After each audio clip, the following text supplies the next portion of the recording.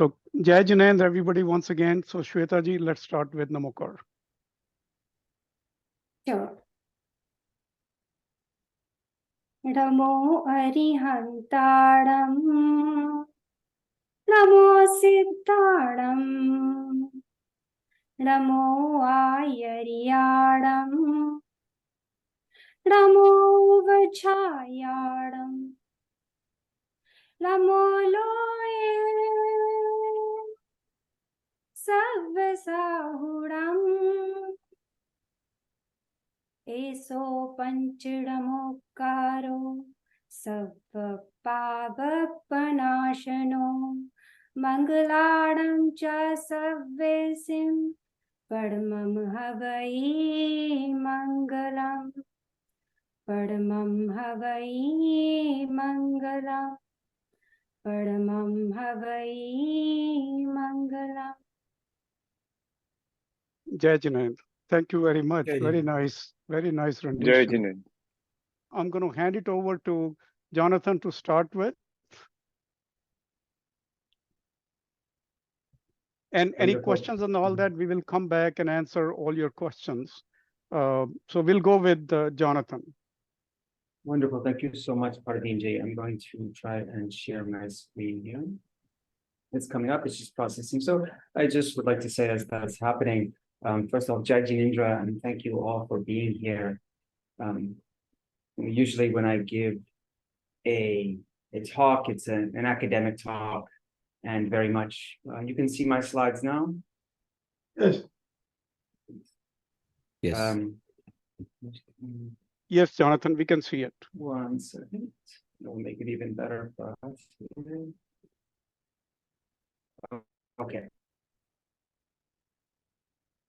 That I give an academic talk, and it's very much intellectual, maybe a philosophical discussion, maybe making a certain point, talking about research, but being a part of Arihanta Institute really touches me in the heart. It's really aligns my academic interests with my deep personal values, and in many ways, how I like to and find it to be an obligation to live my values, which are very much Jain values, and in many cases, at least Jain-inspired values. So I'm assistant professor of Jain Studies, and I have my PhD from the University of California, Santa Barbara.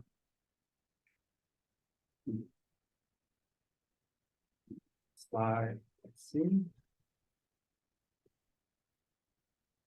So my current areas of specialization are Jain Studies. Is there a little bit of a lag on my video, or are you okay?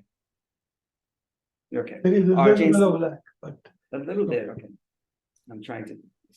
Is Jain Studies, engaged Jainism, Jainism and ecology, religion and animals, and religion and ecology, comparative religious ethics, and Sanskrit. So I also have a background, a deep background in studying Sanskrit language, and in very much I brought that to my studies in pre-Hindu studies, almost early Jain, early Buddhist studies as well.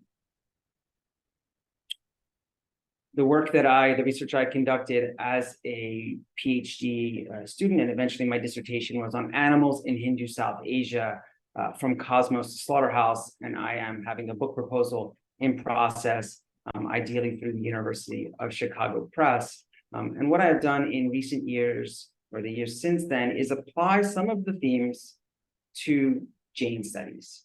So as part of VNG introduced, I do a lot of work on animal ethics, and specifically how inspiring Jain ethics and Jain values can help us in this regard.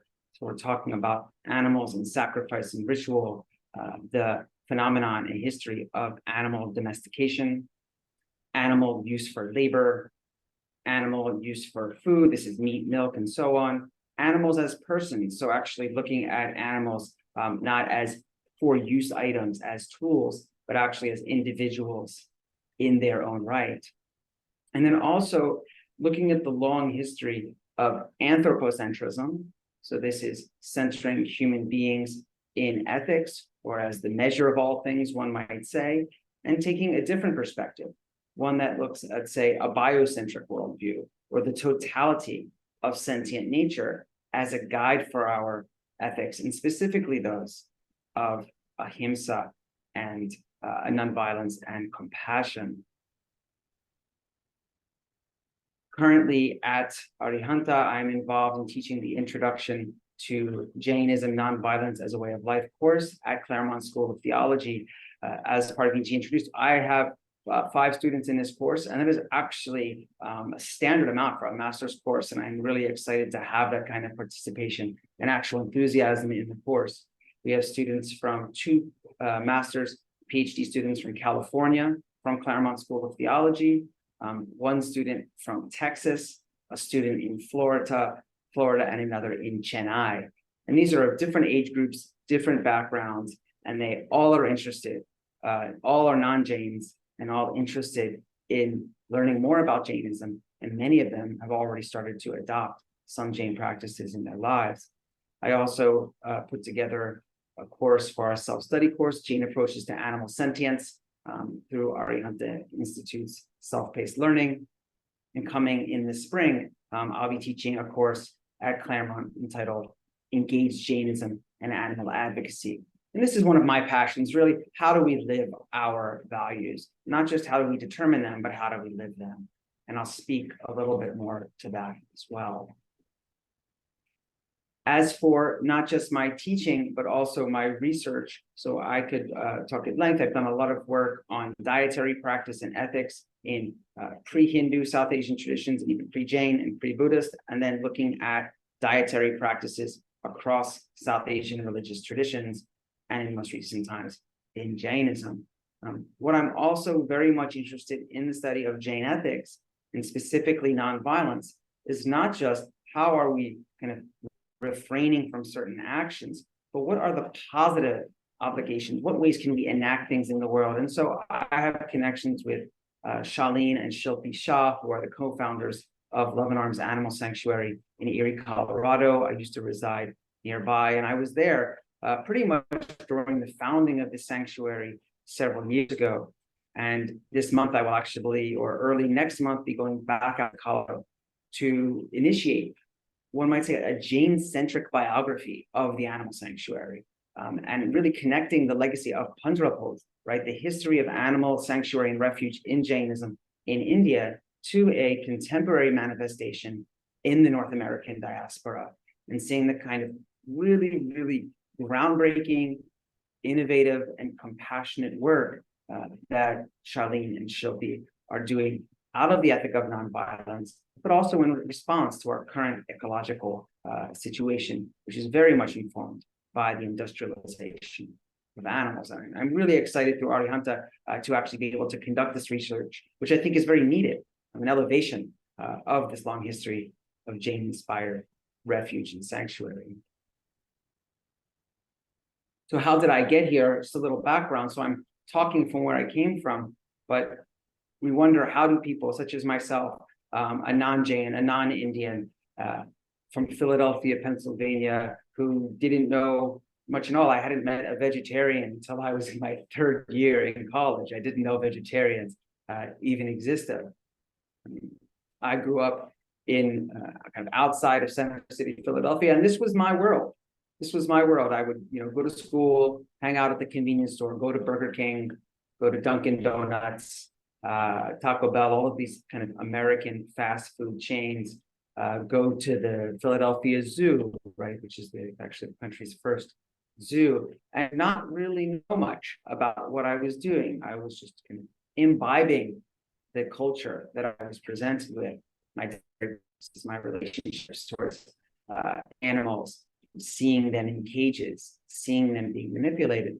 And yet, like many people, I had animals at home, pets, so-called companion animals, and felt like I had to extend some forms of compassion towards them. So after I kind of left, spent about lower middle class upbringing, very much kind of not very global thinking. I went to the University of Pennsylvania, and I did my bachelor's degree in philosophy, mostly philosophy, political science, and economics, but specifically Western philosophy. And I highlight this because I really think that my work in comparative religious ethics and understanding how we can speak in the same language when we're talking a lot about Western ethics and Jain ethics we're using a lot of the same principles. My background in Western philosophy is very instrumental here. Then after years of involving myself in meditation traditions, yoga traditions, I returned to school to do my master's in religious studies at the University of Colorado at Boulder, where I specialized in South Asia, specifically in Vedic South Asia and early Jain, early Buddhist South Asia. And it wasn't enough. I did the master's. I was convinced that I needed to learn more about the ethics that were inspiring me at the time. And so I continued to do my PhD at the University of California, Santa Barbara, where I both completed my dissertation and have continued the work that I do now. But it wasn't only academic training, and this is really one aspect I'd like to highlight. And I will give a story that I'm fond when Parveenji brings it up, of actually how Parveenji and I came across one another, how we actually connected. And it wasn't through reading a scholarly article. It wasn't through a lecture. It wasn't through some specific point about philosophy. I'll get to that at the end, but really what I started with when it came to me was that having this deep compassion for animals and others, and I think this is fundamental in that our relationship to others, other sentient beings, I find at least, does not start with some form of intellection. It doesn't start with, I'm going to think about others in the world and then determine in ethics. It's a felt experience. When we think about Mahagada's kind of first realization about the suffering of other beings, it doesn't seem to be as much an intellectual exercise as a kind of a felt kinship and concern. I was involved in yoga communities, actually really getting in touch with my embodiment and understanding its shared nature with other beings. And through that, I began to actually adopt, and change my diet, which went from a vegetarian diet eventually to a vegan diet based on my understanding of the kinds of harm that are inflicted upon various sentient beings, especially in industrialized animal agriculture, but in other forms as well. I went to India twice for entire summers to both do yoga study and academic study and Sanskrit study. And at that time, I really delved into Indian philosophy and brought together, so I started to really mesh and try to understand Western philosophy through a lens of Indian philosophy and Jain philosophy and vice versa. But not only that, during this entire process, you see in an image here, this is me at a march, a peaceful march in San Francisco, kind of demanding animal rights, demanding better treatment for animals. Later on, early 2020, during COVID, I was in Denver. And these are these bottom two pictures here. And during the previous years, I had been involved in food distribution in Santa Barbara for people who are living on the street, people who are otherwise unhoused, and preparing all nutritious, all vegan food and distributing it to these individuals, including medical supplies, including connecting them to resources for housing, including connecting them to resources for jobs. I moved to Denver during COVID and continued this work. And this is where I met Parveenji, when a friend of mine, Christopher Miller, shared a post of mine on Facebook saying how we were distributing food to houseless folks. And Parveenji said he wanted to assist. How could I get involved? And this is just a moment where I feel like it's extremely important to meld together philosophy and practice, theory and action. So why is Jain study so vital? Why is Arihanta so important? Why dedicate myself to this field of Jain studies? First off, coming back to Arihanta Institute, I think it is outstanding that we offer flexible learning modalities. This is leading edge ways to teach Jain studies and make them accessible to audiences across the world that have different schedules, different needs, and different interests. And technology has afforded us that ability through self-paced learning, remote learning, and degree programs that can be done distance. Our global visibility and accessibility, whether it's on social media or through conventional channels. We have elite level faculty, courses and content. I know of no other private institution at the moment that is drawing from such high level faculty with high level expertise. And like I said, the emphasis on living Jain values and practices. kind of to bring this together, the question is why? What are you bringing all of these resources together for? And there are various ways in which ahimsa and compassion materialize. But for me, I think about, for example, that in the United States alone, these are USDA statistics from 7 years ago. We're talking about 9 billion chickens are killed every single year in the United States. It's 25 million every day, or 120 million pigs every year, 325,000 every day. And as you see on the right, this is me at Love and Arms Sanctuary years ago during my master's degree, connecting with these very animals, these chickens and these pigs that are suffering so much that I think really, really deserve our attention. And not just in our hearts, but also in our actions. In my view, academic and non-academic communities need more exposure to Jain teachings of nonviolence and compassion and how they improve our dietary consumption and overall behavioral practices. As just one example, why for transitions, for us to actually make real changes, there's a graph here on the right. This is to produce 1 million calories. This is a graph that shows the number of animals killed by slaughter and harvest in 8 food categories. So it means how many animals are killed to produce 1 million calories in each food category.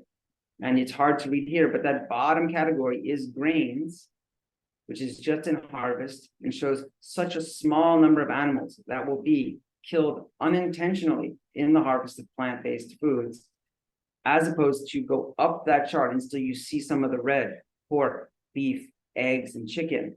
These vast number of beings that are not being extended the kind of nonviolent values and compassion that I truly believe Jain education and intervention can offer.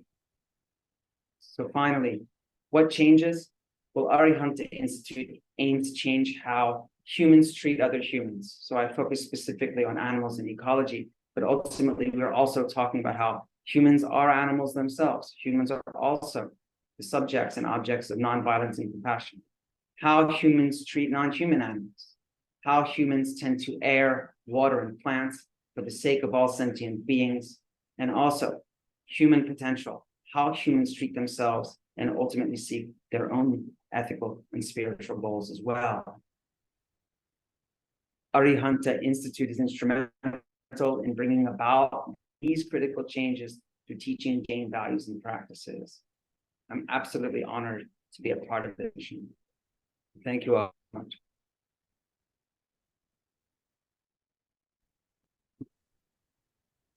Thank you, Jonathan Ji. In his presentation, he talked a lot about his interest in animal advocacy and biodiversity, but I want to bring out that his teachings, his studies are much more varied than just that single area. I think next year he's planning to offer a course on Bhagavad Gita, a Jain perspective. And then he's going to offer a course on Jain philosophy as well. So his learnings are deeper. But the key thing in our professors is they are never satisfied that they have learned everything. I mean, they are more curious every day, how to learn more, how to bring more teachings in different and better ways. So I think that's the beauty of our professors that we are bringing together. I'm going to have Kojanji now. Go ahead, please, Kojan. Okay, restart. Jai Jinendra, everyone. I was just saying thank you for having me here, and I'm glad that you all were able to make it. I'm so glad to see some of my good friends in the room today, and if I don't know you yet, I hope that soon we will be friends and that we'll get a chance to meet in person.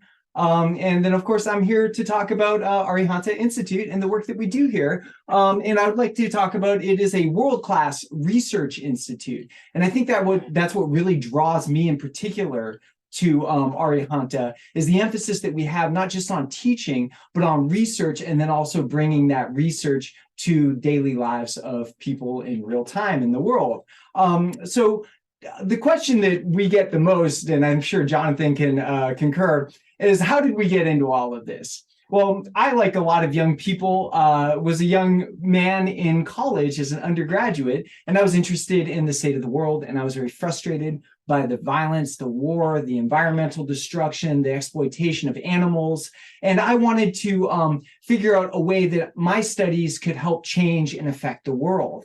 Actually, you might notice that a lot of times social changes like democratic movements and such, they start on college campuses. So that's why it's really, really key to support the academy, because the academy is where so much social change comes from. And I can concur with that as a young man myself, because I was very socially interested as a young man. And I started studying Gandhi, and I started looking into the social movements, nonviolent social movements of the 20th century, and also in conjunction with Eastern studies. I was very inspired not just by Gandhi as a political figure, but as a spiritual figure. And he became sort of, I say Gandhi was my very first guru, and I began to emulate Gandhian lifestyle practices as well. I went vegan. I've been vegan, I think, for about 26, 27 years now. I started fasting and performing a lot of tapasya. I got involved in yoga and meditation, all of this because I was very inspired by Gandhi. And then in my academic work as an undergraduate, I was writing about Indian independence, civil rights movements, anti-apartheid in South Africa, and the fall of the Soviet Union and the solidarity movement in Poland, all of which have a strong element of nonviolence.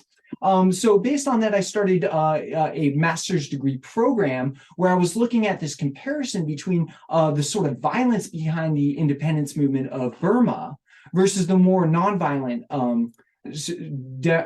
regime change, we could call it, in India, right? The democracy movement. And the outcome, we had this military junta, very oppressive in Burma as the outcome of a violent revolution, versus a more nonviolent, more democratic social movement in India created the largest democracy on earth. And so I was very interested in the sort of social applications of violence versus nonviolence. But the program I was in couldn't support my Asian emphasis. So I actually came to really believe that there's a big difference between addressing what we do as a society versus who we are as a culture, as a people. And what I mean by this is when we address what we do, think of things like legislative change, right? We can write into laws all kinds of things, but it only takes a minute for the laws to get overturned.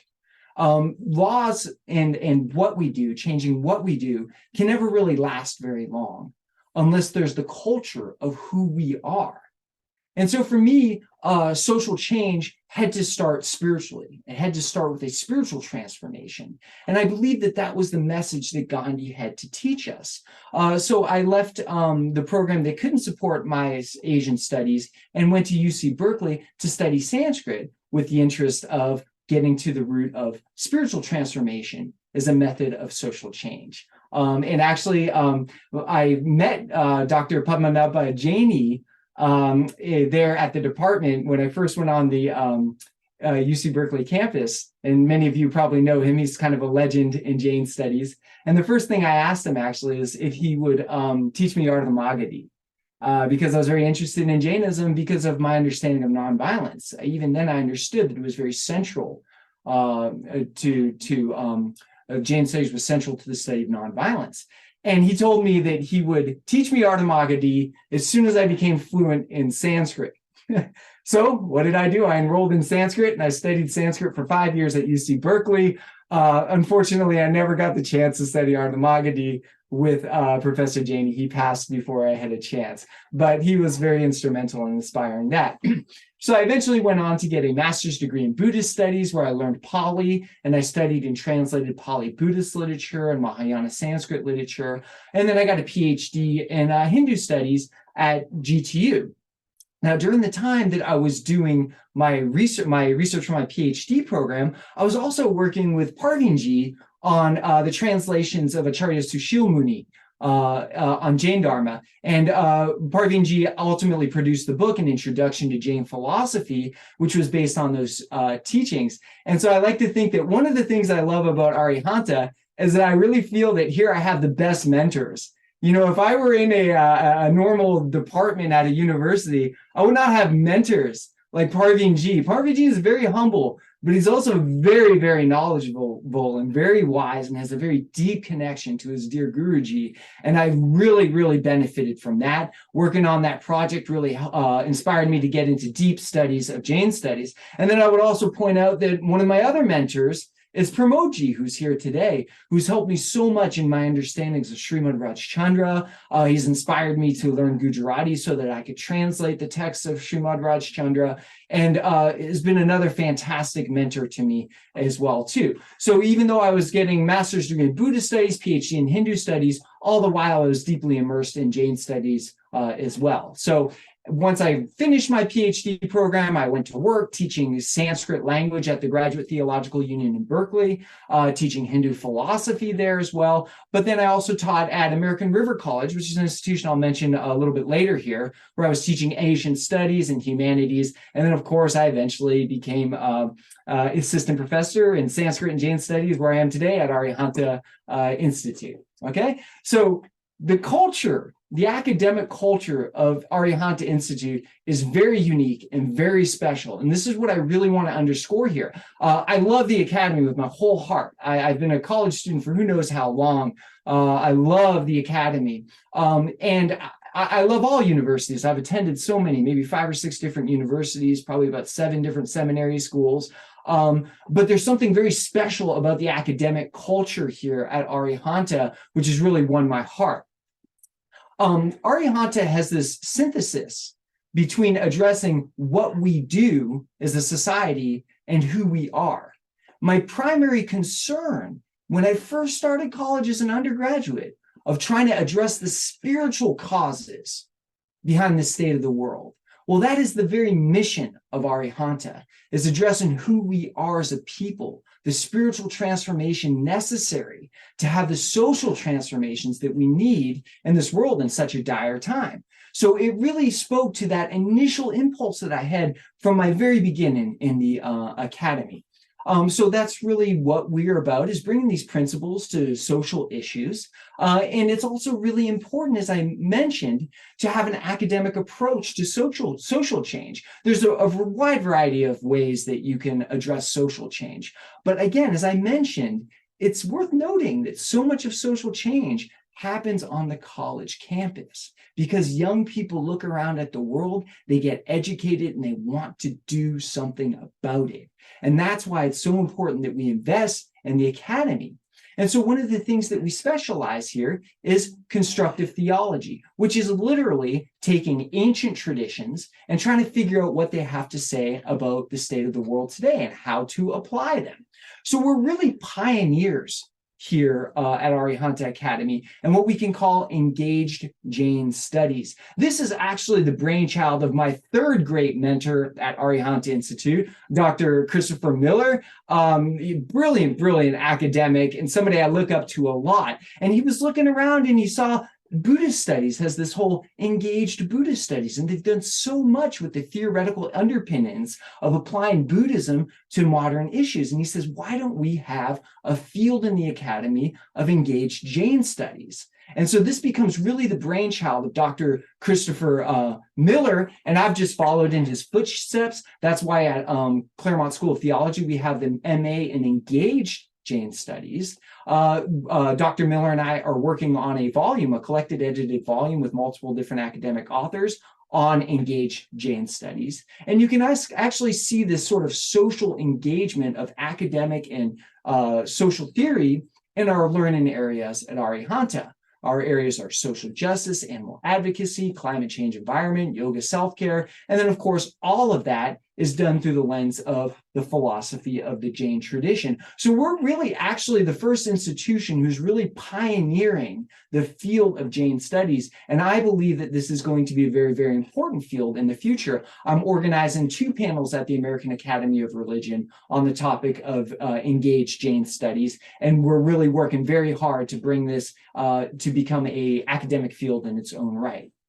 Now, another thing that I love that's so unique about the academic culture at Arihanta is that it supports research. This is why I really want to underscore the importance of Arihanta as a research institute. It's so hard to do research in a traditional university. You teach 4 classes per semester, and you don't really have a lot of time to write and to publish, to write books. A lot of times research grants are competitive and you may or may not get them, and it's very hard to do that. But here at Arihanta, we're provided with quite a bit of time so that we can do both our teaching, but that we can also develop ourselves as researchers. So, for example, I've taught 10 courses so far at Arihanta, wide range of topics, which wouldn't happen at a normal university. Generally, you might have like Introduction to Jainism or 1 or 2 other courses, but I've taught 3 classes now on Srimad Rajchandra, Yoga Philosophy, but Jain Yoga, Sanskrit language, interfaith dialogue, and peace building, Jain eco-theology, all of these really exciting topics that I wouldn't get a chance to teach at a normal institution. I've had 18 publications, academic publications so far.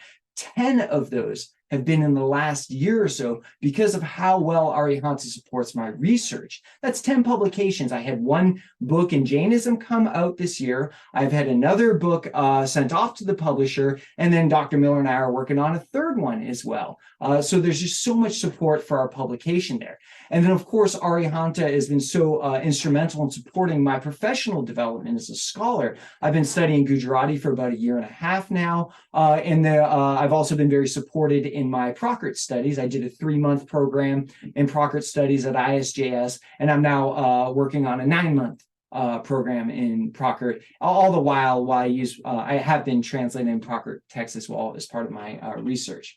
And then, of course, the other important thing is that we're really democratizing Jain studies. This is a lot like what Parvinji was pointing out here, is that we have a wide variety of programs. We have very deeply academic programs, but we also have these public-facing programs that are very affordable. Anybody can afford them to take top-notch classes with the best scholars in the field of Jain studies for an affordable price that anybody can take. Anybody in the public can do this. We have programs for youth. We have programs for adults. We also have very prestigious academic degrees, like our master's degree at CST. And then also, as Parvinji noted, we get a diverse nationalities, 500 different enrollments. And then most of our students are not born Jain and are inspired by Jain values, and a lot of them even start to identify as Jains as well.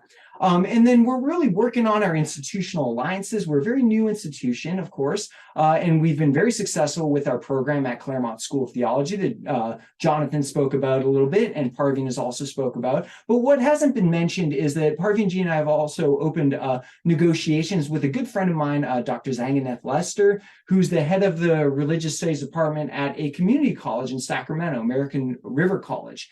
That is one of 2 community colleges in the state of California that offers an associate's degree in religious studies. So it's a very important institution to be involved in. And we're hoping that they're interested in doing a certificate in Jain studies. And so we're creating institutional alliances as well there. I've also spent 10 years of my life at the Graduate Theological Union in Berkeley, and we're engaged in some negotiations, and we're involved in some very deep institutional alliances there as well too. So all of this, everything that I just said, you can go to the Arihanta website and look at our mission statement. And you can see that really all I've done is unpacked what it means to be a world-class institution, what it means to apply the principles of Jain study to daily life, how we can use academics to create social change, to create the necessary spiritual change that will change who we are, that will then affect what we do. And so that's why I really believe in Arihanta Institute. If you offered me a full-time job tomorrow at Harvard University, I would say no, because that's how much I feel the mission. That's how unique and special the academic culture is that we have here at Arihanta. I don't want to take up any more time. I want to save time for questions, but thank you all for listening to my talk. Hold on. Thank you, Kojan ji. Very, very good introduction. Other thing that I wanted to share, apologies for my voice earlier. I had to cut some of my slides that I could not go over. But one slide I do want to share with everybody to see that it emphasizes Kojanji's point of view that both Kojan and Jonathan brought up. Uh, Not only we are bringing courses for our students all around the world, but we are putting ourselves in a place where we can create a platform for academics as well as area experts to really interact with each other, share their research, and bring these Jain teachings more and more accessible. That's a very important uh, area that we have taken up thanks to our professors who are spending time on this. So we have had 3 conferences in 2023. First one was perspectivism on, let me just simplify it, it's applications of Anekantwad in philosophy and academics. This was done, uh, 20 academic researchers and philosophers participated in this. And I think those publications are coming out also. Professor Anand Vaidya is working on it. So that was very special conference where we brought in all the experts from all over the world to really sit together and talk about how Anekantwad can be instrumental in philosophical discussions, scientific research, critical thinking, and all that. So that was very, very uh, illuminating for me personally conference. Then we held our another conference in April this year during the Earth Day weekend, defining applied Jain studies. Kojan talked about it. There are a lot of sort of not clarity on what is particularly from the academics perspective. So we held this conference essentially to bring out what is the best way to talk about applied Jain studies. Now, when we talk about applied Jain studies, we don't want to forget about the fundamental philosophy. I mean, obviously, that's the basis of all the teachings, but this was also a conference attended by 150 registrants, out of which I think we had 44 professors and expert area experts, subject matter experts.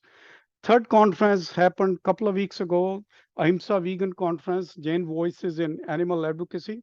We had 480 registrations for this conference, which is phenomenal. I mean, look at this. Within 1 year, we have gone from very low numbers, single digit numbers to, uh, we're coming to close to 500 now. And again, this conference, we have heard a lot of comments. One thing I want to share, we have already heard about half dozen of those attendees have decided to turn vegans, and probably we'll hear more on them, more about that. So I think that's another. And then in October, we are starting dialogues in European Jain Studies that is in partnership with Ghent University of Belgium and Birmingham University of the UK. So again, these are the partnerships that we are fostering with the leading research institutions, academic institutions, to really bring out the best in Jain teachings for students all around the world. Okay, now we'll open up for questions and comments that you might have. Feel free to unmute and uh, speak up, please. Yep.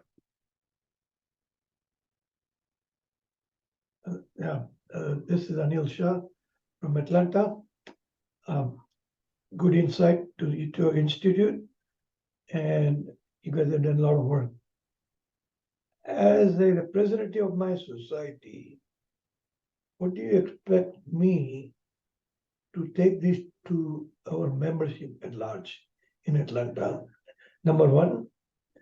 And number two, if you can shed some light, the kind of courses you're offering and what is the cost structure? Thank you. I actually happen to have a list of courses. We have uh, around 40 courses now. We have 6 areas of learning that we are focusing on. Those areas are our Jain philosophy, and then animal advocacy and biodiversity, professional ethics. Then we have climate and environment, yoga and personal well-being. Uh, did I miss anything, Kojanji? You missed Patshala. No. That's separate. Okay. We are talking about That's the separate, learning okay. areas show event. Thank you. I think we talked about all of them. Okay. And then we have structured courses in each of those learning areas. So very quickly, I want to share, I don't think I have enough time to really spend on it, but since a question came up, I want to share the courses. For example, in Jain philosophy, we have about 20 courses, but within Jain philosophy, we have very different areas that we talk about. This is fundamental philosophy, application to daily life, embodying nonviolence from Mahatma Gandhi's perspective. Then we have a course on Okay. 4 Jain bhavnas. So these are the detailed courses. All the details are available on our website. And then we have the other 5 areas that we talked about: animal advocacy, climate change, professional ethics, social justice, and yoga and self-care. So all the details are available on our website, but we are looking at a variety of courses to address all facets of ethical living. Rough idea on the cost structure, or is it Okay. like, Typically, the course is for this certificate courses is $99 per course. And many times we waive that depending on the, if somebody approaches and says that, hey, I cannot afford it, can you waive it? We waive it, or we provide. So there are various types of facilities we provide. For us, revenue is not the motive at this stage. Our motive is to bring out the courses and make those accessible to as many people as possible. Good, thank you.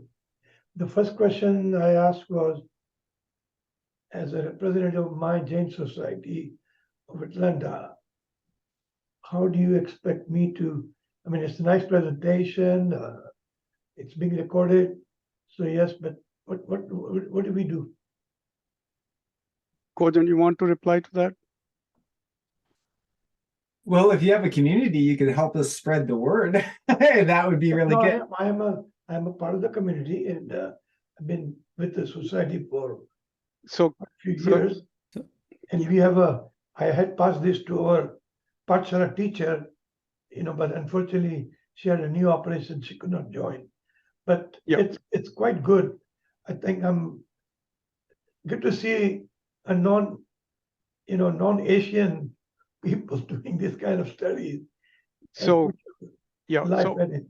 It's very Anil good. bhai, we have all kind of arrangements we can do to spread the word in your community. Maybe offline we can talk about it. We have various courses. Some of those can be structured if we have to, based on your community's requirements, in terms of the ages of the expected students and all that. And Pramod bhai or Kamlesh, please add if you wanted to add something. Yeah, no, Anil bhai, I agree with just adding to what Parveenji said is when you introduce Arihanta Institute to your community, what are the needs of your community there? What is currently being done and where we can fill in? So that becomes important. There is the youth studies, there's the classes for the adults, what areas. So that's most important on the academic side. And then itself, very much important is introducing to the members of the community where they're interested in any type of, when we say Gnandan, or any type of helping the institution grow as well. So in both areas. Thank you very much. Shobhaji, you have your hand up. Yes. Anil bhai, thank you for joining. That is the first. I'm honored that you came. Okay. So second thing is why we will talk offline also, and we will provide you the help and support, and we'll work together because every community needs different aspects. And we'll work together and provide all the support. And we also provide support to the Patshala teachers to enhance the teachings. So anytime offline, and we'll work a special arrangement. Okay. I will, thank you, yeah. Thank you. Okay. Any other question, comment? Pradeep bhai, Yeah, yes. Jai Jinendra all. Judge And I really thank you all, Parveenji, Dr. Bonak, and Dr. Digginstein. What I heard is just unbelievable. Congratulations on your journey from last 26 years to be vegan. I'm really proud of you. This is really unbelievable. My basic question, I've been involved in the Patra education in Chicago for the last 25 plus years. And we use several textbooks and plus Jaina textbook. What basic philosophy textbook do you recommend for age 14 to 18? And there is a group of students who are learning in Hindi, Gujarati, English combination. For them, what do you recommend? The textbook. I'm talking about the reference textbook. I do understand that course could be variable. And the second thing I'd like to know, if you can share the slide, what you present today, that would be great. Thank you. We'll do that. We'll make slides available, and we are recording this also. So we'll make this recording available as well. So, And I have their emails and phone numbers, Parvinji, so you can contact. Yes. Yeah, absolutely. We'll do that. So in terms of, I think, Pradeep, you asked about Hindi and all that. Our courses are primarily in English. Okay. In terms of the reference textbooks and all that, most of that is provided by our professors. They have the reference books that they provide. Our teachers provide their references. So in the beginning of the course, we can provide all the reference material or ahead of the course in case that is needed. And Pramod, can you talk about in our Pathshala classes, Archana Ban and Vandana ji, how they are doing it? Yeah, so currently Archana and Vandana, they're running Pathshala. One is for very younger youths and then a little bit older. And, you know, the older youths, for example, right now they're learning in this particular semester, the courses on the Bar Bhavnas, the 12 emotions, the feelings. And that text is, again, used from different areas, just not one text. And then the younger kids are obviously learning some of the Srimad's basic teachings of the basis of the Jain Dharma and the prayers and the meanings and whatnot. So that was catered to that group of kids and whoever wants to learn. So just it's different, it's varied. So again, what is the need here? And if we can communicate and understand from you, exactly that helps us. Parveen? Yeah. And Pradeep, my other thing is that the courses emphasize philosophy. Okay, so and as we have been saying, not only philosophy, but even with kids, we share with them how do they apply the teachings to their day-to-day life when they are little kids, when they are teenagers, when they're going to college. How can they get a better life? And even when we are talking about professionals, we can talk about even in their professional life how to apply Jain teachings, particularly Anekantvad is very important even in the corporate life. So we bring out all these teachings that we can share with all levels of our attendees. Or a course on professional ethics with the Jain perspective. Exactly. And, yeah. Right.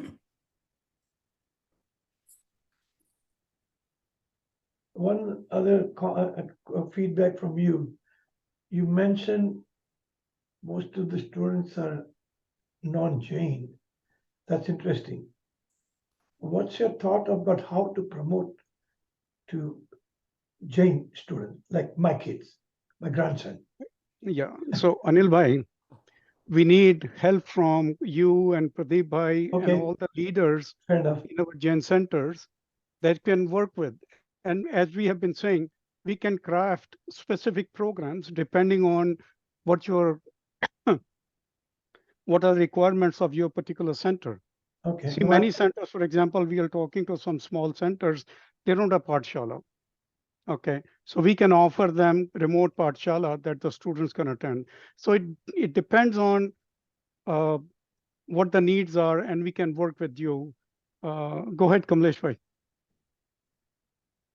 You are muted. You're muted. Thank you, Jai Jain and everyone. So Anil Saab, your question is really very valid and very important to understand because it has a depth in it. The next generation we are dealing with, especially the Z generation and afterwards, the learning methods have changed significantly. In some cases, I can blindly say that it's a 360 angle, which is completely changed. So at Arihanta, that's one thing we're trying to do is all the self-paced learning process where people can spend 5 minutes to 10 minutes to an hour and learn the concepts and then look at the direct application of those concepts on a day-to-day basis in their lives. So I think that's a faster way of learning, and that's how they normally learn through the podcast. They normally learn through the YouTubes and so forth. So I think that's one of the very important things we need to adapt to, even in our pathshalas as well, across the board. And we are applying here in Arihanta. And so far, I see a great level of success where the adoption is there in that age group, what you're talking about. Thank you. No, thank you. I know the ball is in our court. I just wanted to hear from you because I can take example of my own children. They were going to Pathshala, they stopped going. But we try to teach them, and I'm going to take a note and I'm going to talk to Shobha Ben, at least for my grandchildren. I think we'll take 2 or 3 courses. $99. If they can learn even 10%, it just adds to it. And the last question I have, how to stop these youngsters, to stop drinking. Now, I'm the culprit. I do drink a little bit, but I think this new generation is better than the old generation, I must say. They are more conscious. But anyway, do you have any course to think about how to sorry. Yeah, so no, Anil Bhai, you are bringing up some very good questions. Just to share with you, what we hear in California, 21% millennials are vegan. Okay. So millennials are interested, young people are interested in adopting the right lifestyle. Only thing is, we cannot ram it to them. Our approach is, here is a philosophy available in a way that you can relate with. Okay, we are not sort of pontificating them. We are sharing knowledge with them, and they can adopt whichever way they want to. And that is a beauty. So if you learn it, if you take it, you're good. If you don't do it, you want to come later, you are good as well. Okay, our direction is very simple. We want to be the conveyors of knowledge. That is what we want to provide.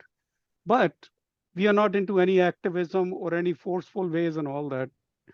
That is why, as Kamlesh Bhai talked about it, we are structuring so that it's very easy for young people. These days, when they're driving, they want to listen to things or they want to watch things. Hopefully not while driving, but and that is what we are doing with our self-paced courses. We have split every course into 15-minute splices that they can attend. And they can come back to it and start the next one tomorrow or day after or week later. That's at their disposal. But what we are seeing is once they start learning it, they become more and more curious. Yes. They want to go over it. So I think what you were asking, our formula is, we are not going to force you, but we are going to make it available in a way that you feel this is something I want to learn. Thank you very much. I really enjoyed. I think it's I need to go to another meeting at 9:15. So thank you very much. Really appreciate Thank you. Yep.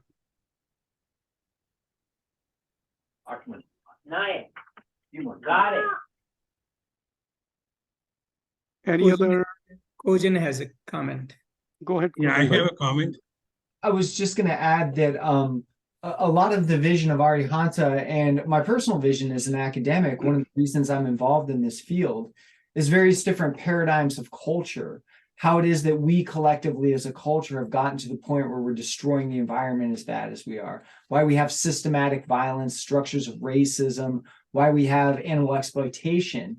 And I really see the work that I do as an academic is addressing the sort of violent paradigms that underpin structural violence in our society and to try to change those paradigms so that we actually affect and change our culture. And if we're successful, and this is a much broader, approach, it's not like one class or one program, but this is just the broader sort of reach of what we're doing, is to kind of change the culture. So, young Janes, but, people who are not born Jane, the culture that we're in general, will be influenced by these types of values. And I think that that's an important point. Thank you very much. A sample point that I want to share with everybody is both Kojanji and Jonathanji, they had talks at Jaina convention. Kojanji had 2, and I think Jonathan had 1. Their rooms were overflowing. And after every talk, they were actually surrounded. And these were young people, by the way. These were all, by the way, our professors are all young as well. So they relate to young people one-to-one very nicely. And when they were at this Jaina convention, after their lecture was over, they were surrounded by young people for half an hour, just all kind of questions, all kind of curiosities. So I think that that's a good sample, good point in the sense that young people want to do it. Yes. But somehow we have adopted the ways where we want to ram it through them. Rather than that, let them come to us voluntarily. Jonathan, go ahead, please. Sorry, Jonathan. Jonathan. Go ahead. So on the point just about how we reach people, how we reach them according to, I think it actually was a great point about YouTube segments and podcasts and so on. This is what I meant about kind of engaging teaching modalities. And so on that point is also in the self-paced learning courses, the one at least I put together, we have practical aspects. So there is 5 minutes, 7 minutes of a video. Read this article, this essay, listen, watch this video. Now, here's an exercise. Today in your life, go out into the world and see where you can apply this. So you're not just going through a whole course of material and then seeing kind of where it falls in your life, but in many ways, our platforms allow people to take small bits and apply it to their life piecemeal. And I fully believe in the power of incremental change. And I think that the technology allows that. It's pretty powerful. And secondly, it was nice that Parvinji brought up the Jaina convention. Is I'd say 90% of the folks that I talked to after my talk and elsewhere were all young teenagers, 14 to 19, asking me about specific ethical problems, animal ethics, environmental ethics. And so that age demographic is thirsty for the information, and not just the philosophy, but they were asking me practical questions. How do I apply this in my life? And this speaks to what Kojanji was talking about how do we actually tailor the culture? How are we the makers of this culture that will help turn back this tide? And so I find that Arihanta is really at the head of a kind of new way of learning, a new way of integration and culture formation.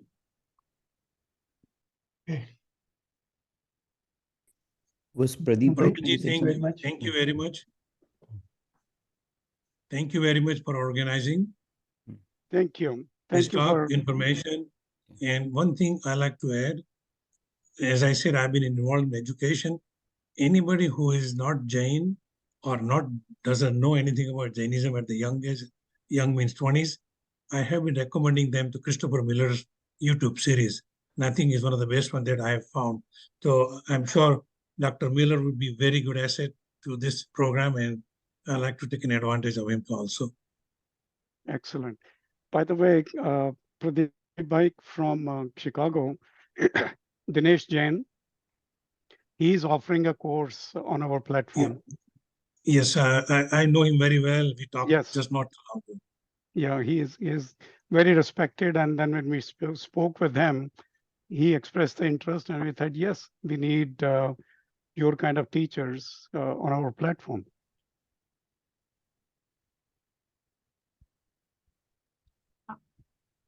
So, Parvinji, Pradeepji is a Secretary of Education in their center. So he will be able to guide us. How do we contribute and or help out each other to learn more about a young student joining us, or we go to them. So I think that's a really good thing about Pradeep Bhai joining us. And I thank you for that. he respected our email and came to it. Thank you so much, Pradeep bhai. Absolutely. Thank you very much, everybody. Shweta ji, do you want to add something? Anybody who has not spoken?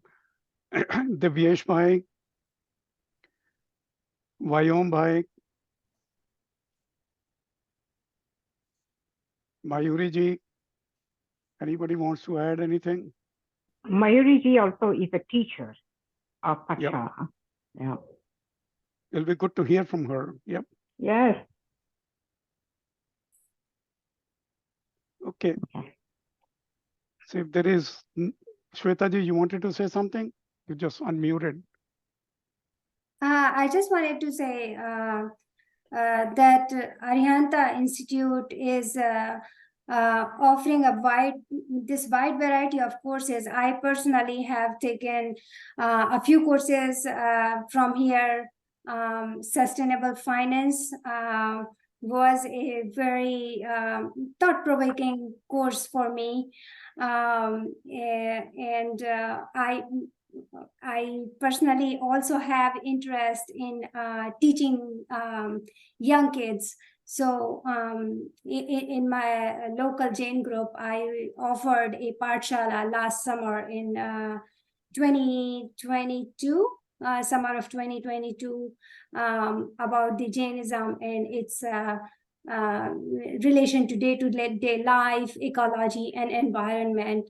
So learning about Arihanta Institute was very, I felt very much aligned to it. So thank you very much again. I feel very connected with this community. I Thank think you. this is where I belong. So thank Thank you. you. Thank you. One, if you could give me another moment.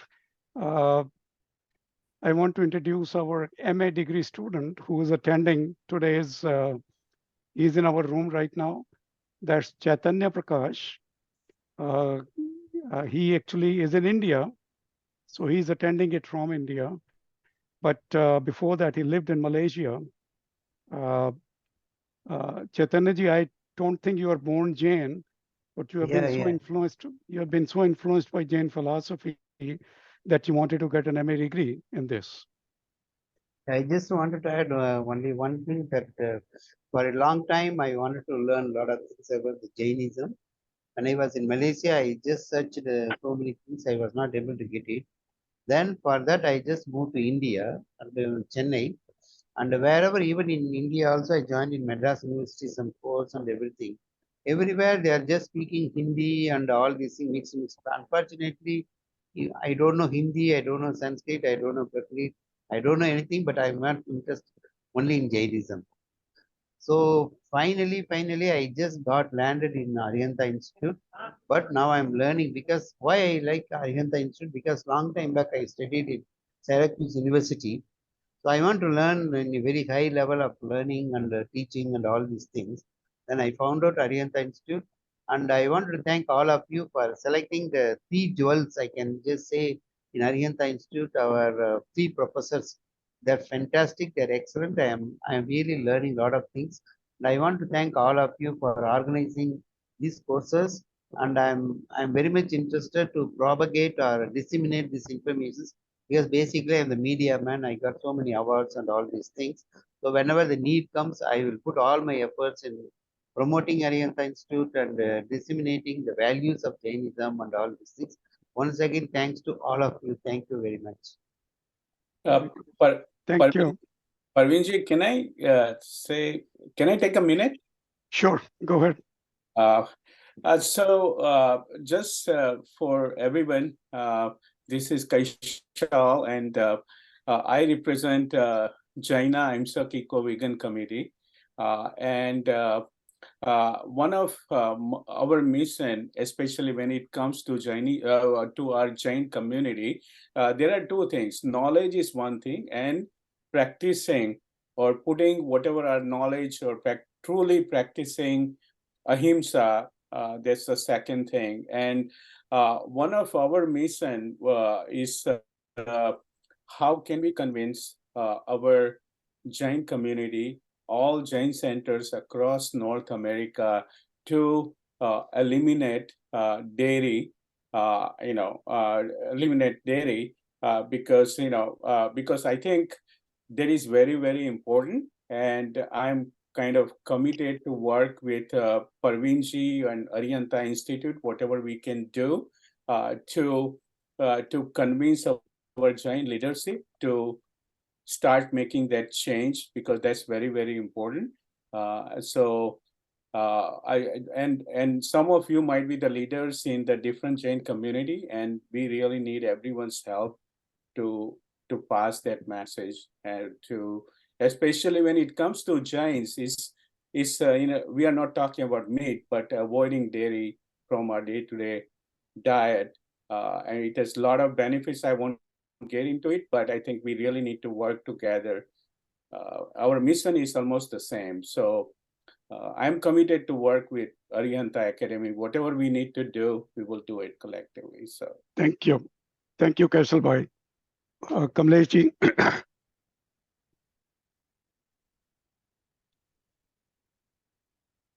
This is old one. Let me lower the hand. Oh, okay. All right. So I guess no more comments, no more questions from anybody. In that case, thank you very much, everybody, for giving us your time and listening to our professors.